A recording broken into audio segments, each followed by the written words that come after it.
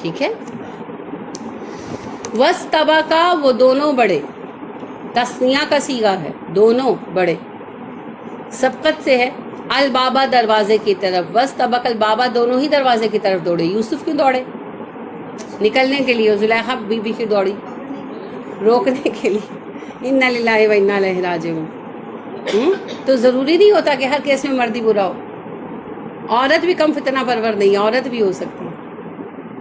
اور نبی کریم صلی اللہ علیہ وسلم نے فرمایا میں نے اپنی امت کے مردوں کے لیے عورتوں سے بڑا فتنہ کوئی نہیں چھوڑا. اوبویس تھی، عورتوں کے لیے بھی مردوں سے بڑا فتنہ کوئی نہیں ہے، لیکن ضروری نہیں ہے کہ ہر کیس میں مرد ہی جھوٹا ہو، عورت بھی جھوٹی ہو سکتی ہے. اور آپ دیکھیں کتنی پرانے زمانے کی بات ہے، تب بھی بے حیائی کا یہ عالم تھا. تو جب بھی انسان نے عروج پایا، شیطان نے اسے فحاشی کے ذریعے قابو کیا.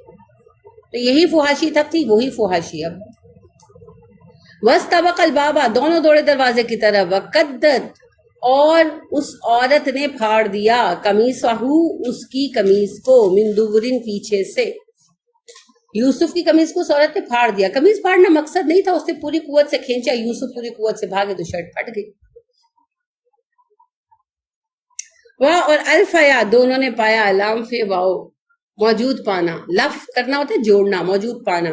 الفیا دونوں نے موجود پایا، سیدہا اس کے شوہر کو، اس کے سردار کو، اس کے مالک کو، لدل باب دروازے پر. ہاں کی ضمیر عورت کی طرف ہے، تو ظاہری بات ہے عزیز مصر وہ جو وزیر تھا جس نے خریدا تھا یوسف علیہ السلام، جب دروازہ کھولا یوسف نے، یوسف رکے نہیں نا، قمیص پھٹ گئی، وہ ٹکڑا اس کے ہاتھ میں رہ گیا، یوسف آگے چلے گئے. یوسف نے جا کے دروازہ کھولا، نکلنا چاہا تو آگے عزیز مصر موجود، وہ اپنے بیڈ روم میں لائی ہوگی نا، تو وہ آیا ہوگا اپنی بیوی کے پاس.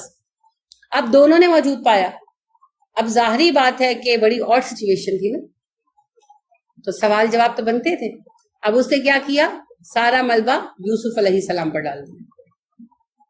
قالت فوراً کہنے لگی، اس نے فوراً سچویشن سنبھالی. اس سے آپ یہ اندازہ لگائے کہ عورت عادی مجرم تھی.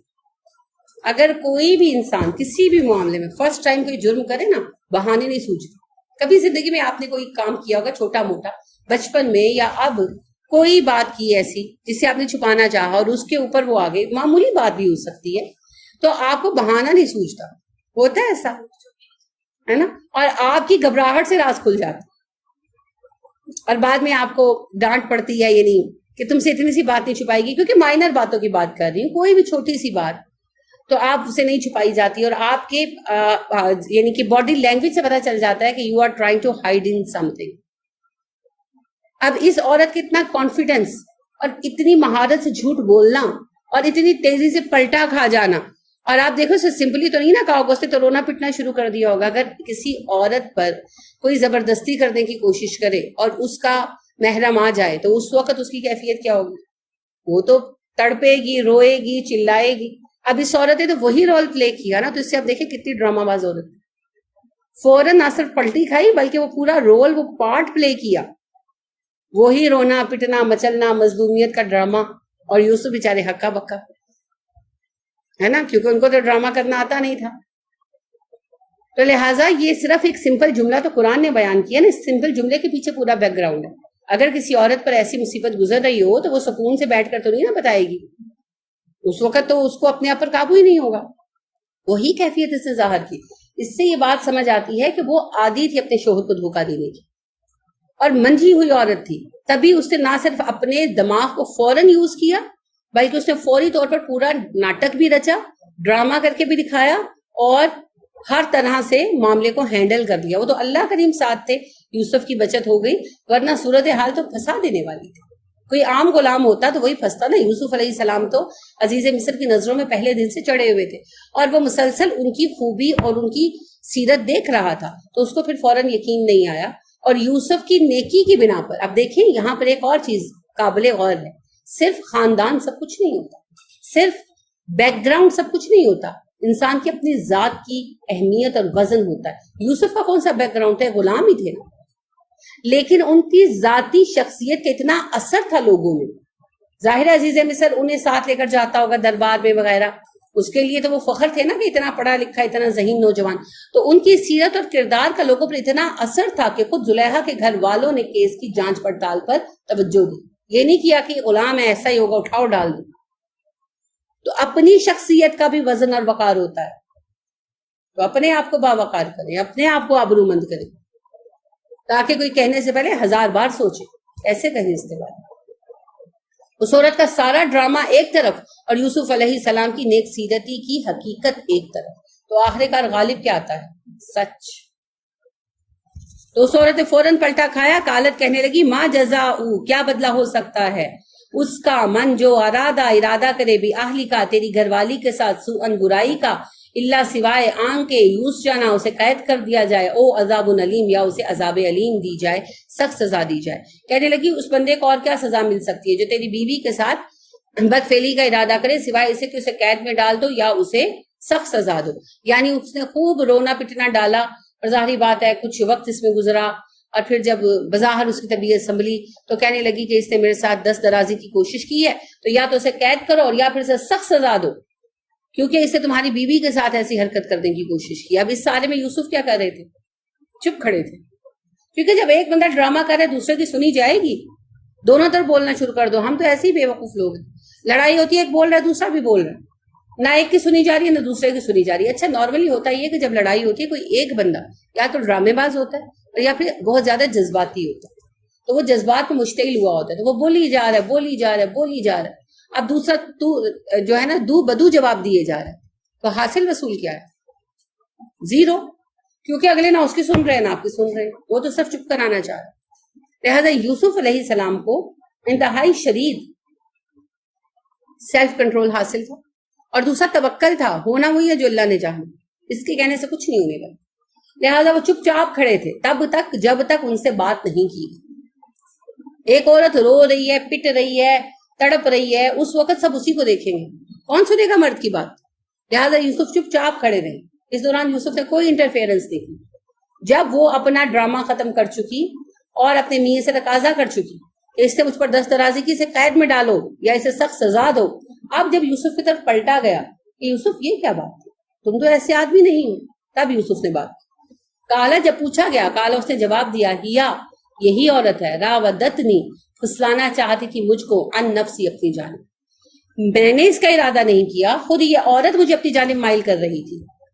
اب یوسف نے اتنی ہی بات کہی, آگے پیچھے کا کوئی قصہ نہیں چھیڑا. اب آپ سوچ سکتے ہیں کہ اس بات پر کیا ہنگامہ مچا ہوگا. ایک وزیر کی بیوی کسی وزیر ہی کی بیٹی ہوگی نا, تو شاہی گھرانے کی ایک عورت پر یوسف نے اتنی بڑی بات اتنی اعتماد سے کہی کہ اس بات پر جم گئے. اب زلیخا یہ بات سن کر ٹھنڈی ٹھنڈی بیٹھ گئی ہوگی, کتنا شور مچایا ہوگا اس نے. اب اس کا شور شرابہ ایک طرف, یوسف کی صبر والی ایک بات ایک طرف. یوسف اپنی بات پر ڈٹے رہے. اب اس بات پر بات بڑھ گئی نا, بحث ہوئی تو آخر کار اللہ فرماتے ہیں وہ شہیدہ, گواہی دی, شاہدوں نے گواہ نے, من اہلیہا, عورت ہی کے اہل خانہ میں سے. جب بات بڑھ گئی تو عورت کے اہل خانہ میں سے ایک بندے نے گواہی دی. گواہی کیا دی؟ ثبوت کے ایک طریقہ پیش کیا. اس نے کہا بات طے ہو سکتی ہے, میں ایک طریقہ بتاتا ہوں. ان کانا قمیصہ قد من قبل, اگر مرد کی قمیص, یوسف کی قمیص سامنے سے پھٹی ہے, فصدقت, عورت سچی ہے, وہو من الکاذبین, یہ جھوٹا ہے. اگر یعنی زلیخا نے کہا نا کہ اس نے اتنی ہاتھا پائی کی کہ اس کی قمیص پھٹ گئی میرے ہاتھوں میں. اس نے کہا اگر قمیص سامنے سے پھٹی ہے تو زلیخا سچی ہے, یوسف جھوٹ بول رہا ہے. کیونکہ لازمی بات ہے اگر دست درازی کرتے تو فیس ٹو فیس کرتے نا, اور وہ پل کر رہی ہوتی, اپنے آپ کو پیچھے کھینچ رہی ہوتی, تو یوسف کی قمیص گریبان سے پیچھے کی طرف پھٹتی. سمپل سی بات ہے. وَإِن كَانَ قَمِيصُهُ قُدَّ مِن دُبُرٍ, اور اگر اس کی قمیص پھٹی ہے پیچھے سے, فَكَذَبَتْ, اور جھوٹ بول رہی ہے, وَهُوَ مِنَ الصَّادِقِينَ, اور یوسف سچا ہے. کیونکہ یوسف کہہ رہے تھے میں بھاگا, اس نے مجھے پیچھے سے پکڑا. اب ظاہر ہے اگر قمیص پیچھے سے پھٹی ہے تو پیچھے سے پکڑا. ابھی یوسف کو جن تو تھے نہیں کہ وہ کرنا چاہتے ہو کسی کے ساتھ دست درازی اور اس کی طرف منہ کی بجائے کمر کر رکھی ہو, یہ تو نہیں ہو سکتا, یہ تو بات ممکن ہی نہیں. لہٰذا اس نے کہا کہ اس چیز کو دیکھو. اب جب یہ بات دیکھی گئی تو قمیص تو پیچھے سے پھٹی تھی, سچ ثابت ہو گیا. تو سچ ثابت ہو جاتا ہے, تھوڑے تحمل کی ضرورت ہوتی. فلما, پھر جب رہا دیکھا گیا, قمیصہ, اس کی قمیص کو, قد من دبر, تو وہ پیچھے سے پھٹی ہوئی نکلی. اس بات پر چیکنگ کی گئی, یعنی ابھی تک ساری باتیں زبانی کلامی چل رہی تھی اور کچھ سمجھ نہیں آ رہا تھا. اب یہ سب وہیں کھڑے کھڑے نہیں ہو گیا ہوگا ڈیفینیٹلی. جو بھی ان کا ہال تھا, جو دیوان تھا, وزیر تھا, اس کا بھی دربار لگتا ہوگا, یعنی ان کے اپنے مقدمات کے فیصلے وغیرہ کرنے کے اختیارات ہوتے ہیں نا علاقائی طور پر. وہاں پر جا کر بیٹھ کر ساری بات زیر بحث آئی اور لوگوں نے اس میں مشورے بھی دیے، یہاں تک کہ پھر یہ بات سامنے رکھی گئی اور جب یوسف علیہ السلام کی شرٹ چیک کی گئی تو وہ پیچھے سے پھٹی ہوئی نکلی۔ کالا، وہ بولا، کون بولا؟ عورت کا شوہر، فیصلہ اس نے کرنا تھا نا، اس کے گھر کا معاملہ تھا۔ انہ من کیدکن، یہ تم عورتوں کی چال ہے۔ اب کتنی عورتیں تھیں وہاں؟ تو صرف اس کی بیوی تھی۔ اس نے ویسے یہ بات کہی کہ یعنی عورتیں چالیں چلتی ہیں تو یہ عورتوں کی چال میں سے ایک چال ہے، پہلے تم نے مجھے دھوکہ دیا اور جب میں وقت پر پہنچ گیا تو پھر تم نے فوری طور پر انترا بدل دیا۔ اب یہاں ایک اور بات بھی سمجھ آتی ہے، وہ بہت بے راہ رو معاشرہ تھا نا۔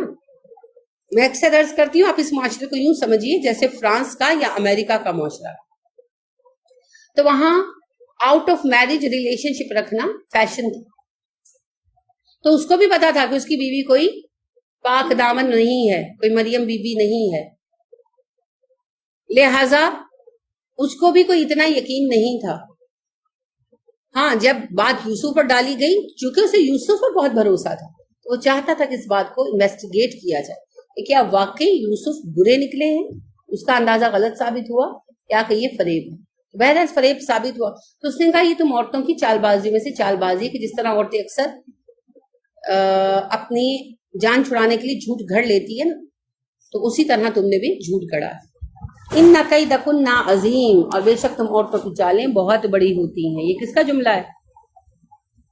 اللہ کا نہیں، عزیز مصر کا۔ اکثر اس کی نسبت اللہ کی طرف کی جاتی ہے اور کہا جاتا ہے کہ اللہ نے بھی کہا ہے کہ عورتوں کی چالیں بڑی ہوتی ہیں۔ جو عورتیں چال چلنا چاہیں، کیا عورتیں کیا مرد انسان چال چلنے پر آئے تو شیطان کو مات دے جاتا ہے، لیکن بات یہ ہے کہ یہ عزیز مصر کا جملہ ہے، اللہ کا نہیں ہے۔ ان کیدکن عظیم، بے شک تم عورتوں کی چالیں بہت بڑی ہوتی ہے، تم عورتیں بڑی بڑی چالیں چلتی ہو اور لوگوں کو پھنسا دیتی ہو۔ ان کی کنتی من الخواتین، اور بے شک اے عورت تو گناہگاروں میں سے ہے۔ اپنی بیوی کو کہا کہ تو خطا کار ہے، تو نے غلطی کی ہے۔ وکالا، اور کہا، نسوتن، عورتوں نے، یعنی عزیز مصر نے اپنی بیوی کی غلطی کو جان لیا اور سر دربار یہ فیصلہ ہو گیا، یوسف علیہ السلام کو کلیئر کر دیا کہ اب دربار سے مراد یہ نہیں کہ پورا شہر کا دربار لگا ہوا تھا، فیملی کے لوگ تھے۔ اب بات جب ایک دم سے سامنے آئی تو وہ تنہا نہیں تھا نا، اس کے ساتھ اہل خانہ تھے، کوئی ملازم وغیرہ ہوں گے، تو ضروری تھا کہ اس بات کو چیک کیا جاتا۔ اگر تو اکیلا ہوتا تو دبا دیتا، اس وجہ سے کہ آزاد معاشرہ تھا نا، بے راہ رو معاشرہ تھا۔ لیکن اب سب میں بات تھی تو بات کو پھر انویسٹیگیٹ کیا جانا ضروری تھا، عزت کی بات بن گئی تھی، لہٰذا پھر اہل خانہ کو بٹھا کر، قریبیوں کو بٹھا کر فیصلہ کیا گیا۔ تو خود عزیز مصر اور اس کی بیوی کے خاندان کے سامنے یہ بات کھل گئی، تو ان کے سامنے ہی اسے اپنی بیوی کو کہا کہ اب تو معافی مانگ یوسف سے، اور یوسف کو بھی کہا تو درگزر کر، اور بات کو ختم کر دیا گیا۔ اور یوسف کا وہی عزت اور مقام بحال رہا جو پہلے تھا، کیونکہ یوسف نے تو کچھ کیا ہی نہیں تھا۔ اب یہ بات باہر نکل گئی، کیسے باہر نکلی؟ ظاہر ہے کہ عزیز مصر کے گھر والوں نے، فرض کریں اس کا بھائی تھا، اس نے جا کر بھابھی سے کہا ہوگا، بھابھی نے اپنے بھائی سے کہا ہوگا، ملازم تھے، ملازموں نے ملازموں سے کہا، تو اب سب طرف بات پھیل گئی۔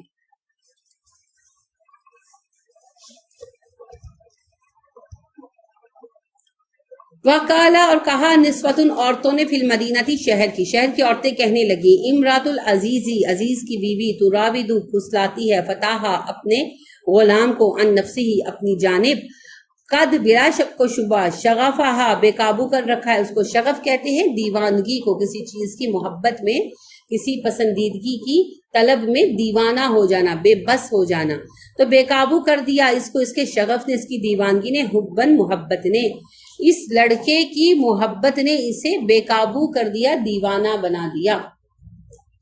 انا، بے شک، لنراہا، ہم دیکھتے ہیں اس کو، فی ظلال مبین، کھلی گمراہی میں، ہم اسے کھلی گمراہی کا شکار دیکھتے ہیں۔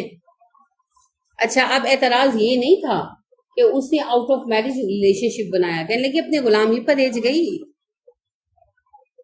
تو کس قدر بے وقوف عورت ہے، یعنی کہ کوئی امیر زیادہ ڈھونڈتی، بات اندر اندر رہ جاتی، تو اس نے غلام ڈھونڈا تو بات ہر طرف پھیل گئی، غلاموں نے بات باہر نکال دی۔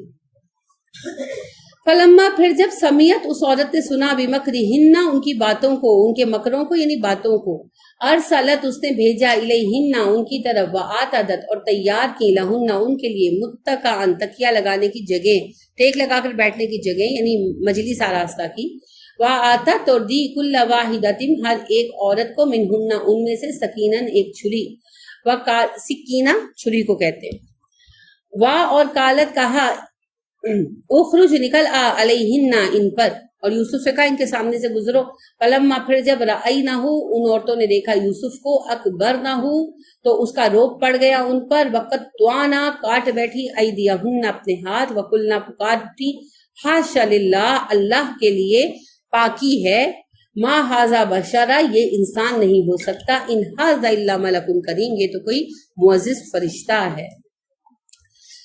جب اس عورت نے شہر کی عورتوں کی یہ باتیں سنی تو انہیں دعوت دی، اپنے پاس بلایا اور ان کے لیے ٹیک لگا کر بیٹھنے کی جگہ تیار کی، مجلس تیار کی، اور جب کھانا کھایا جا چکا تو ہر ایک کے ہاتھ میں ایک چھری دے دی، اور اس سے کہا یوسف سے کہا جب وہ چھری سے پھل کاٹ رہی تھی کہ ان کے سامنے سے گزرو، یوسف گزرے، یوسف کی ایک جھلک دیکھ کر ان پر اتنا روب پڑا کہ انہوں نے پھل کی بجائے اپنے ہاتھ کاٹ لیے، اور بے ساختہ کہنے لگیں اللہ کی پناہ یہ بندہ انسان نہیں ہو سکتا، یہ تو معزز فرشتہ ہے۔ یوسف ایسے حسین تھے۔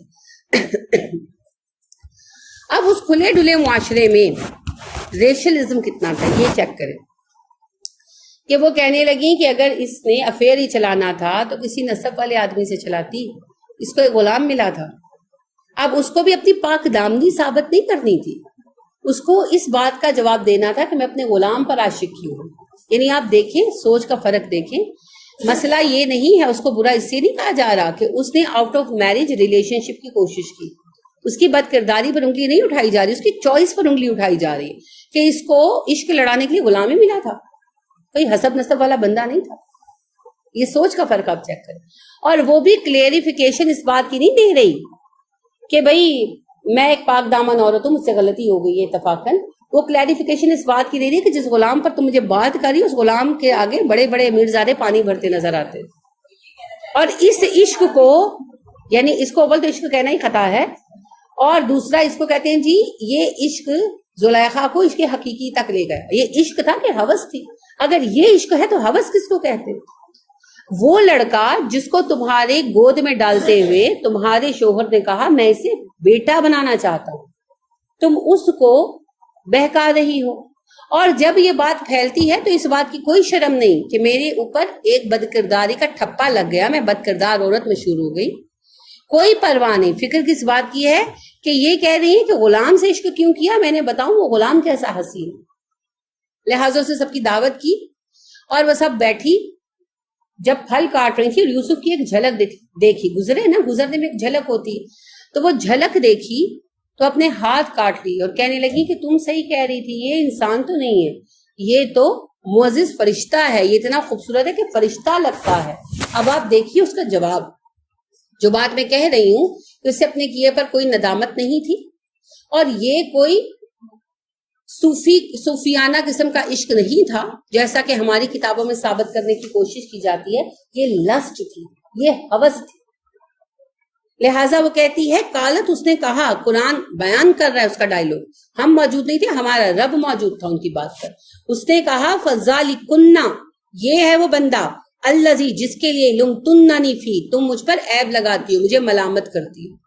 یہ نہیں کہا کہ میں بدکردار عورت تھی تم مجھے ملامت کرتی ہو، کہنے لگے تم مجھے اس بات پر ملامت کرتی ہو کہ میں ایک غلام سے عشق کر رہی ہوں، یہ ہے وہ غلام، ایسا حسین آدمی ہے۔ اب آپ دیکھیں پوری جماعت کی سوچ کیا ہے، زنا کرو مگر ذرا کلاس کے لوگوں کے ساتھ کرو، انا للہ و انا الیہ راجعون۔ تو انہیں اعتراض اس بات پر نہیں تھا کہ وہ زنا کر رہی ہے، وہ یہ کہتی لو زنا کرنے کے لیے اس کو ایک غلام ہی ملا تھا، اور وہ اللہ اعلان کہہ رہی ہے اب کہ یہ دیکھو یہ حسین مرد ہے جس کو میں نے تاڑا ہوا ہے، اس کو میں پھنسانا چاہتی ہوں، اس کے لیے تو مجھے باتیں کر رہی ہوں۔ اور اس کا عزم سنیں، وَلَقَدْ ہاں رَوَدتُّهُ میں نے اسے اپنی طرف مائل کیا، عن نفسه اپنی ذات کی طرف، یعنی اللہ اعلان وہ سب عورتوں میں کہہ رہی ہے ہاں میں نے اسے پھنسانا چاہا، اسے اپنی طرف راغب کرنا چاہا، تو ساری ایک جیسی تھی نا، فَاسْتَعْصَمَ وہ بچ گیا، وہ بچ گیا. عاصم ہوتا ہے بچانا، عاصم بچانے والا، عاصمہ بچانے والی. ٹھیک ہے.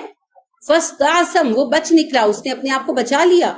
وَلَئِلَّمْ ہاں اگر نہ یفعل اس نے کیا ما آمرہ جس کا میں اسے حکم دے رہی ہوں، لَيَسْجُنَنَّ لازماً قید کروا چھوڑوں گی اس کو، وَلَا يَكُونَنْ یا وہ ہو جائے گا من الصاغرین ذلیل لوگوں سے.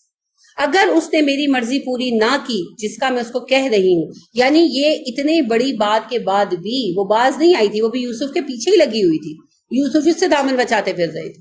تو کہنے لگی اللہ اعلان کہہ رہی ہے کہ اگر اس نے وہ سب نہ کیا جس کا میں اسے حکم دے رہی ہوں تو میں اسے ضرور قید کروا کے چھوڑوں گی.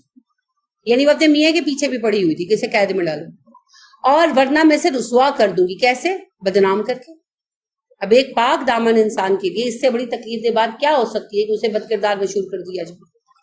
تو اگر وہ جھوٹے قصے سنانا شروع کر دیتی، اسے ایسی دھمکی بھی دی ہوگی نا. یوسف کو اس بات سے اندازہ ہوتا ہے کہ میں مشہور کر دوں گی کہ تم میرے کیپ ہو. تو یوسف کے لیے کتنی اذیت کی بات تھی، کتنی تکلیف دہ بات تھی. ساتھ اس کردار کی عورت تھی. اب اس کردار کو مد نظر رکھیں اور مجھے بتائیں کہ وہ عشق صوفیانہ کہاں سے نکلتا ہے جس کی بنا پر ہر کتاب میں ڈالا گیا ہوتا ہے کہ وہ جی بے نیاز ہو گئی. پورا قصہ بناتے ہیں نا. پھر اس کو جوان کیا گیا، پھر اس کی شادی یوسف سے کی گئی. پھر جب یوسف پہلی رات اس کے پاس آئے تو اس نے کہا مجھے آپ سے کوئی رغبت نہیں، کیونکہ میں تو اللہ کے عشق میں مبتلا ہو گئی ہوں. سبحان اللہ، ایسے عشق سے اللہ ملتا ہے. قرآن کی تعریف میں تو اسے زنا کہتے ہیں. یہ ہوس نہیں ہے، عشق حقیقی کی پہلی منزل ہے. تو پھر ہوس کس بلا کریں گے؟ کس چیز کو ہوس کہتے ہیں؟ یعنی آپ کے گھر میں ایک ملازم ہے جسے آپ کا شوہر بیٹا بنانے کا عزم رکھے ہوئے ہے. آپ اس ملازم کو چین کی زندگی نہیں جینے دے رہی اور اس عشق کے اوپر ٹھپا لگایا جا رہا ہے عشق حقیقی کا کہ یہ عشق حقیقی کی پہلی منزل تھی عشق مجازی. تو پہلے اس نے یوسف سے عشق کیا، پھر اللہ سے کر لیا. پہلے گندگی سے گزرے. بالکل جی، پہلے زنا کرے، استغفر اللہ، کسی پر عاشق ہوں، اسے بدنام کرے، خود بدنام ہو، پھر آپ کو عشق حقیقی مل جائے گا معاذ اللہ. اور زلیخا نے تو عشق حقیقی کیا اور یوسف عشق حقیقی بھی نہیں پا سکے بیچارے. انا للہ و انا الیہ راجعون. عجیب باتیں. اور ایسی عورت آپ مجھے بتائیں کسی گھر کی عزت بننے کے لائق ہے؟ اور یہاں کیا جی اسے اللہ نے جوان کیا دوبارہ یوسف سے شادی کرنے کے لیے. کیوں بھائی؟ کون سے سرخاب جھڑے تھے اس میں کہ اللہ کو یوسف کے لیے یہی ملی تھی؟ سورہ احزاب پڑھی ہے نا آپ نے. خالی بیویوں نے خرچہ مانگ لیا تھا اور اس پر اصرار کر لیا تھا، آپ سے ضد کر لی تھی نا، سب نے ایکا کر لیا نا. تو آپ کو تکلیف ہوئی ان کے سرویے سے. تو اللہ نے کہا ان سے کہو اے نبی اگر تمہیں دنیا چاہیے میں دنیا دے کر رخصت کر دیتا ہوں، اللہ آپ کو ان سے بہتر بیویاں دے گا، کواری بھی اور سیبہ بھی. کہا نا، حالانکہ کیا خرابی تھی امہات المومنین میں، ماشاءاللہ بہترین عورتیں تھیں.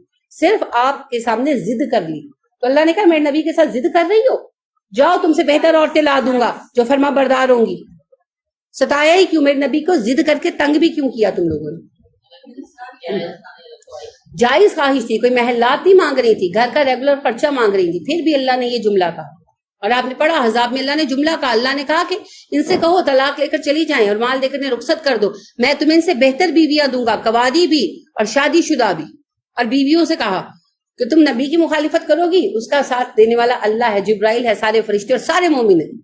کیا کہا تھا بیچاریوں نے کہ اللہ نبی کے مقابل اتنی سرکشی برداشت نہیں کرتے. ایسی عورت کو بنائیں گے نبی کی بیوی؟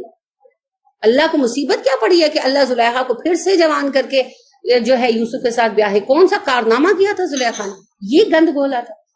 ایک عام فہم کا ماں یا باپ جو ہے اپنے بیٹے کے لیے ایسی عورت کو بیوی بنانے پر راضی ہو.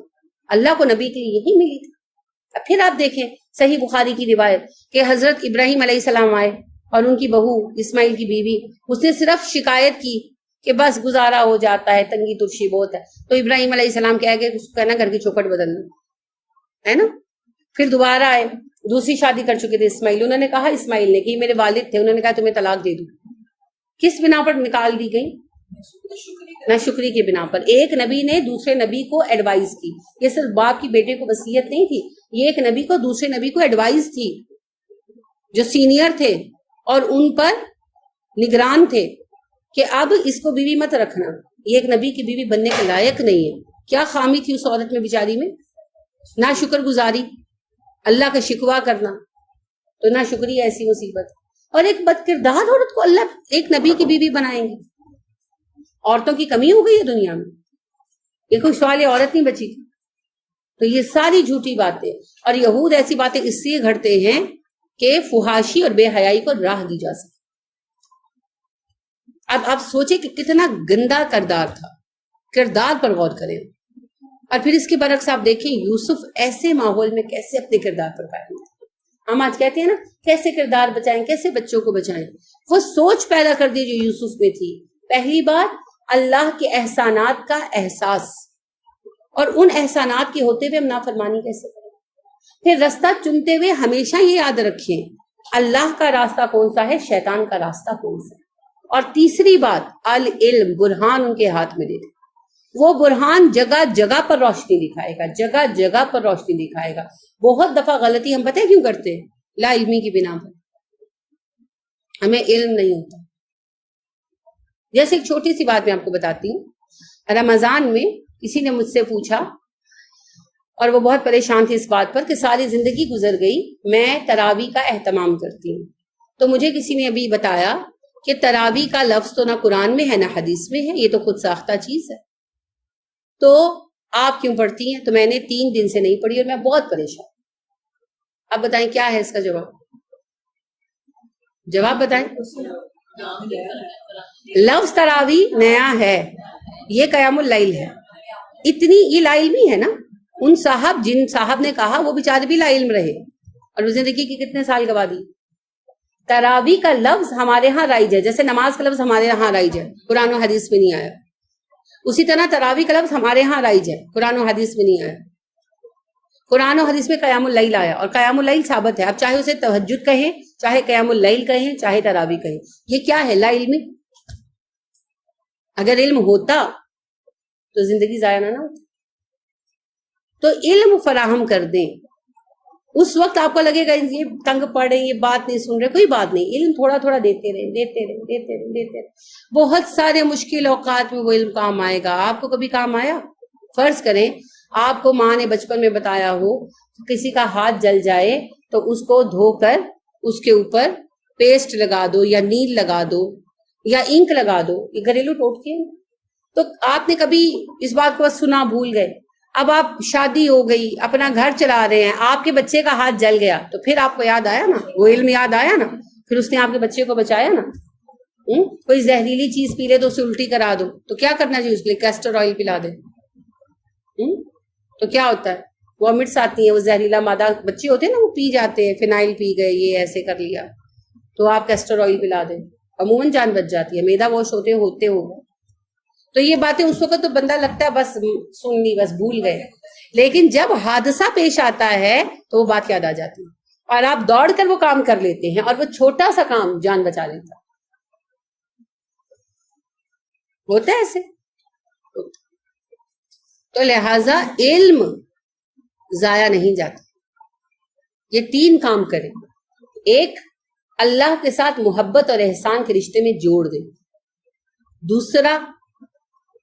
دوسرا چوائس سکھائیں کہ جب بھی سامنے راستہ آئے سوچ لو اللہ کے راستے پر جانا ہے، رحمان کے راستے پر جانا ہے، یا شیطان کے. اور تیسرا ان کو برہان دے دیں، العلم دے دیں. پھر دیکھیں انشاءاللہ بچ جائیں گے. کیوں نہیں بچے؟ ضرور بچیں. اور گھروں میں نفرتوں کا حل کیا ہے؟ دعا کرنا سکھا دیں. جس سے جتنے تنگ ہو اس کے لیے اتنی خیر مانگو. ایک بات مجھے بتائیں، آپ کے گھر کا کوئی حصہ ٹوٹا ہوا، جیسے یہ ٹائلیں اکھڑ گئی ہیں، تو سب سے پہلے کس کی مرمت کریں گے؟ اکھڑی ہوئی ٹائلوں کی نا. یا جو ٹائلیں صحیح ہیں میں ان پر کارپیٹ بچھاؤں گی. کیا کروں گی؟ پہلے انہیں کا حل کروں گی. تنگ کر رہی ہیں تو جو تنگ کر رہے ہیں اس کا علاج کرو. سادہ سی بات. آپ کے ہاتھ کی ایک انگلی میں درد ہے تو کس کو توجہ دیں گے؟ جس میں درد ہے. تو جو دکھ دے رہا ہے اس کا علاج کرو. اور وہ ہم نہیں کر سکتے، وہ اللہ کر سکتا ہے. پھر مانگو اللہ سے، اس کے لیے دعائیں مانگو. وہ ٹھیک ہوگا، سب ٹھیک ہو جائیں گے. تو وہ اللہ بس اس کو ٹھیک کر دے، یہ درد نکال دے، وہ نکال دے. ہاں دعا کی قبولیت میں وقت کتنا لگے گا وہ اللہ جانتے ہیں، کیونکہ اللہ کے اپنے طریقے ہیں نا. اور اللہ کی اپنی مصلحت ہے. تو جب آپ دعائیں مانگیں گے تو دو فائدے ہوں گے. ایک تو اگلا بھی پلٹ آئے جیسے یوسف کے بھائی ایک دن پلٹ آئے علیہ السلام. اور دوسرا فائدہ اس سے بھی اہم ہے, آپ محسنین میں شامل ہو جائیں گے. اگر ہو سکتا ہے وہ نہ بھی پلٹے, وہ تو اللہ کو پتا ہے کس کو اللہ نے پلٹانا ہے کس کو نہیں پلٹانا. ہم دیکھتے ہیں نبی صلی اللہ علیہ وسلم ابو جہل کے لیے کتنی دعائیں مانگتے تھے, یہاں تک کہ فائنل دعا مانگی, اللہ 2 عمروں میں سے ایک کو مسلمان کر دو. تو عمر بن خطاب کے حق میں قبول نہیں, عمر بن ہشام کے حق میں قبول نہیں. وہ پھر دلوں کی کیفیت ہے, وہ اللہ جانتا ہے, وہ ہم نہیں جانتے. لیکن اس سے ہمیں کیا ملے گا؟ ہم محسنین میں شامل ہو جائیں. اللہ ہمیں محفوظ کر دے. تو اپنے لیے فکر کرو نا, اپنے لیے فکر کرو. محسنین میں شامل ہونا ہے تو برائی کے بدلے میں بہترین نیکی. ٹھیک ہے, آپ کوئی سوال ہے تو پوچھیے.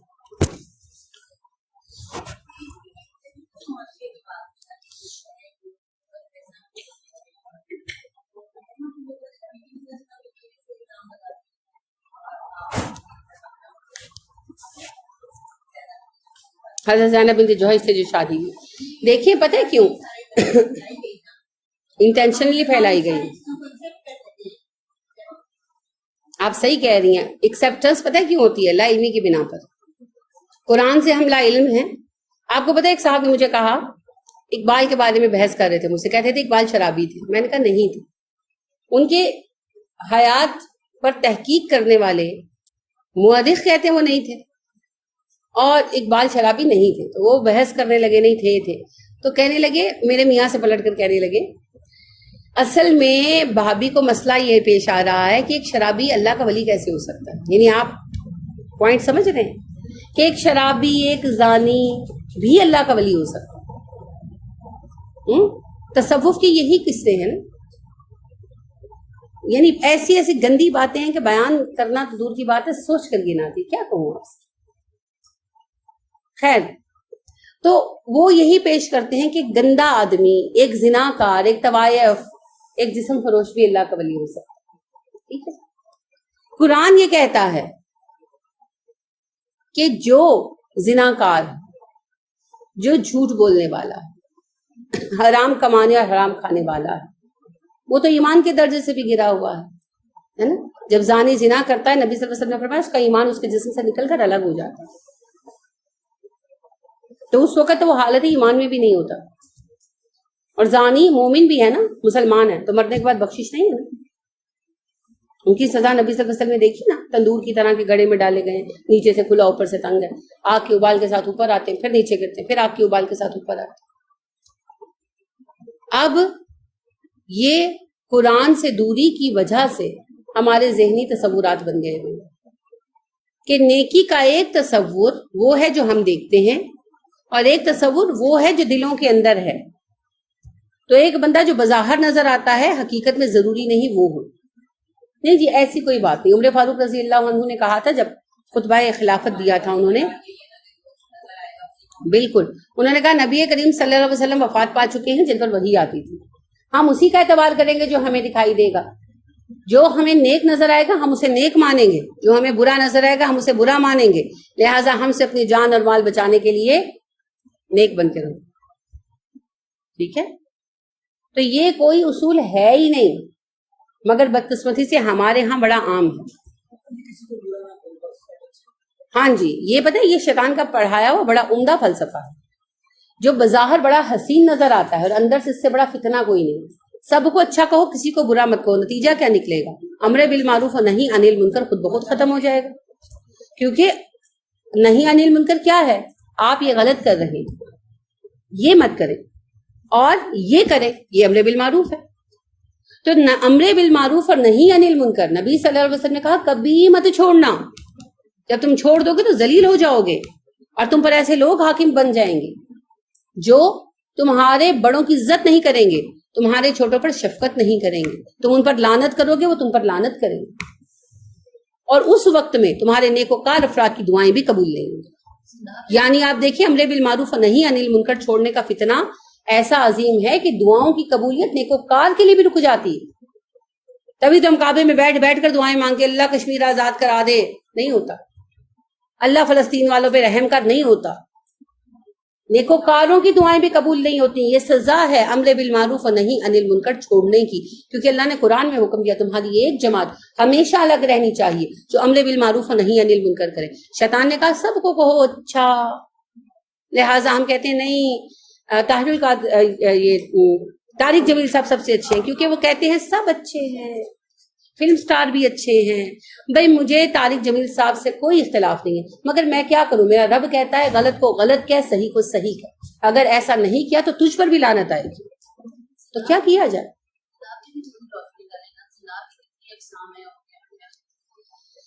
وہ سورہ نور کا موضوع ہے، ٹھیک ہے نا، وہ ساری تفصیل سورہ نور میں آتی ہے. جب ہم آیت پڑھتے ہیں وَلَا تَقْرَبُوا الزِّنَا، اس وقت یہ تفصیل زیر بحث آتی ہے. ٹھیک جی، اور کوئی بات؟ چلیے، سبحانک اللہم و بحمدک ونشہد ان لا الہ الا انت ونستغفرک ونتوب الیک. السلام علیکم ورحمۃ اللہ وبرکاتہ.